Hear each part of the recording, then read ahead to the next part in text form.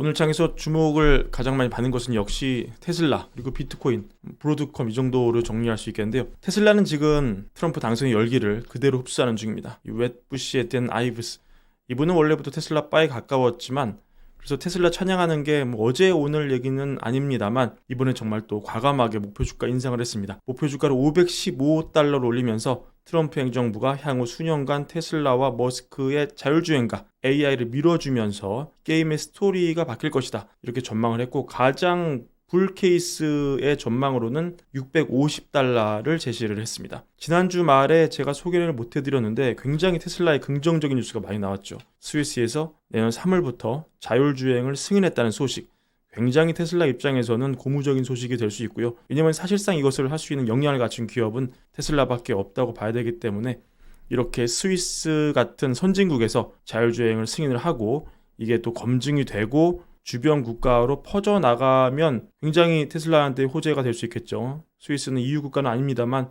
또 많은 것을 유럽과 공유하기 때문에 스위스에서 사고 없이 잘 된다, 그러면 인근 유럽 국가로도 이 자율주행이 확산되는 것을 기대할 수 있을 것입니다. 또 로이터가 보도를 했었죠. 이 트럼프 당선인이 자동차 사고보고 요구 조항 폐지를 원한다. 이게 뭡니까? 이 일론 머스크가 엄청 반대를 했던 그런 주제인데, 이 조항이 사라지면 쉽게 말해서 자율주행 차량의 안전성을 조사하고 규제하는 정부의 규제의 칼이 좀 무뎌지는 것이다. 결국 테슬라 자율주행 차량 보급이 확산되는데 결정적인 영향을 미친다, 이렇게 볼 수 있고요.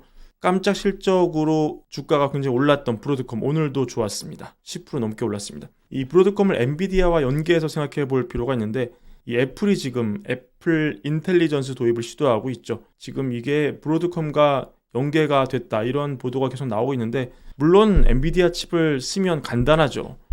사실 근데 엔비디아는 갑 중에 갑이기 때문에 애플이 아무리 거대 기업이지만 애플 인텔리전스를 도입하면은 애플이 이거를 후퇴할 수도 없는 노릇이고 계속 보급이 늘어나면서 칩을 더 써야 되는데, 시작부터 엔비디아라는 통제할 수 없는 기업, 애플을 뛰어넘은 기업, 여기에 종속이 되는 게 애플 입장에서는 사실은 좀 주저할 만한 포인트가 될 수 있습니다.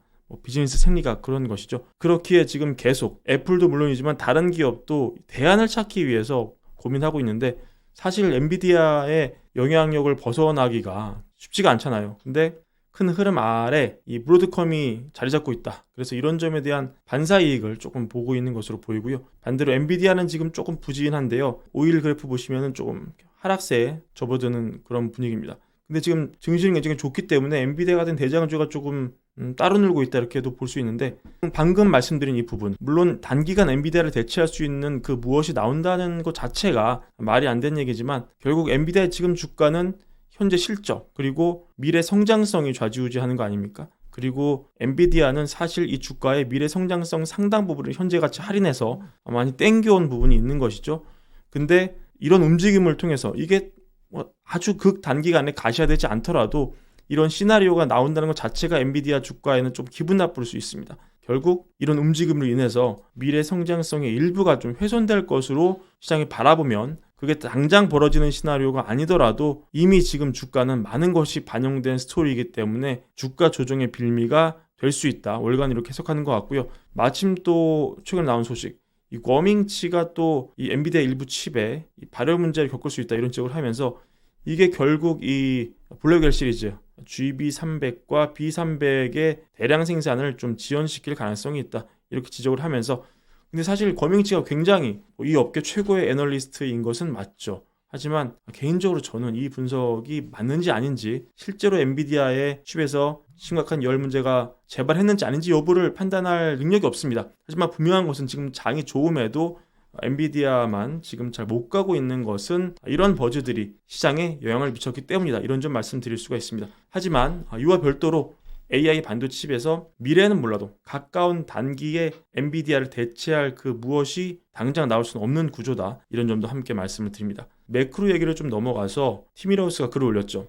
지금 FOMC 앞두고 연준이 어떻게 나올 것인가가 초미의 관심사인데, 결국 티미러스의 힌트는 이번에 12월에 금리 인하는 단행을 하지만 이번에 나오는 성명서와 점도표를 통해서 굉장히 매파적인 메시지를 보내는 것이다. 즉 금리 인하를 12월에 하되 향후 일정은 훨씬 더 늦은 속도의 금리 인하가 이루어질 것이라는 이런 거를 연준이 시사할 것이다. 이런 거를 팀이라우스는 힌트를 주고 있습니다. 이런 점을 미리 참고하시면 좋을 것 같고요. 이런 게 미리 페드 와치로도 좀 반영이 돼서 지금 12월 금리 인하는 95%가 넘는 확률이 찍혀 있지만 내년에는 고작 2번의 금리 인하만 이루어질 것으로 지금 시장은 보고 있다는 점 참고하시면 좋겠습니다. 여튼 이 모든 것을 참고하신 여러분 입장에서 가장 궁금하신 거는 그래서 결론적으로 연말까지 증시가 오르는 거야, 마는 거야, 지금 뭐 사는 거야, 팔아야 되냐, 이게 단기적으로 계속 궁금하실 텐데 역사만 보자면 지금부터가 상승 본 게임이라고 나옵니다. 이게 올해도 재현될지 여부가 알 수 없지만 지금 역사적 데이터를 보시면은 주황색이네요. 주황색이 최근 10년이고요. 파란색이 1970년부터의 자료인데, 자 보시면은 지금 이 12월 중에서도 14일, 15일 이때를 기점으로 수익률이 막 올라간다. 이때가 본게임이다. 연말로 갈수록 수익률이 아주 높았다. 다시 말해 산타랠리는 12월 25일 크리스마스가 가까울수록 강해진다. 이런 데이터를 통계는 보여주고 있습니다. 이거는 단순히 통계이기 때문에 올해도 반드시 그럴 것이다. 이런 보장은 없습니다만 참고하시면 의사결정에 도움이 될 것 같습니다. 그리고 이거는 경제와 관련된 얘기는 아니지만 이런 교육 분야 스토리, 투자에 관심 많으신 분들이 결국은 이 교육 이슈로 넘어가시더라고요.